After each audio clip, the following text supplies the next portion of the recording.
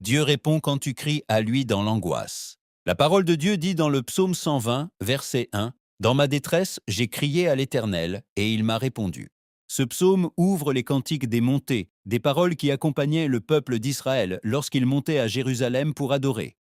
Le psalmiste ouvre ce cantique depuis l'angoisse, depuis un fardeau réel, depuis un cœur qui a besoin d'une réponse de Dieu. Quand il dit « dans ma détresse », il parle de pression, d'affliction et de douleur. Ce psaume est lié aux lèvres mensongères et à la langue trompeuse, des paroles qui blessent, des calomnies qui abîment, des injustices qui pèsent et des situations qui usent le cœur. Les lèvres mensongères représentent de fausses paroles élevées pour nuire, des accusations, des versions tordues et des expressions qui déforment la vérité contre une personne. La langue trompeuse parle d'une parole tordue, qui manipule, confond et cherche à cacher la vérité. C'est pourquoi le psalmiste dit « J'ai crié à l'Éternel ». Il n'a pas gardé son angoisse enfermée au-dedans. Il a porté sa cause à Dieu. Le cri est une prière profonde qui naît lorsque l'angoisse pèse sur le cœur.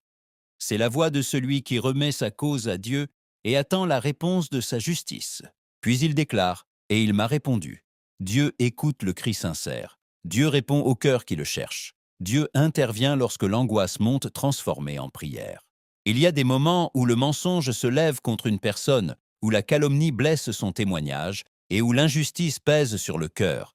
Mais Dieu apporte la paix là où il y a pression, la vérité là où il y a mensonge, la justice là où il y a injustice et la réponse là où il y a angoisse. Aucun mensonge ne pèse plus que la vérité de Dieu. Aucune calomnie n'a plus d'autorité que la justice du Seigneur. Quand le cœur crie avec sincérité, Dieu écoute, répond et défend sa cause. Si cette parole a touché ton cœur, écris dans les commentaires. Seigneur, au milieu de mon angoisse, je crie à toi.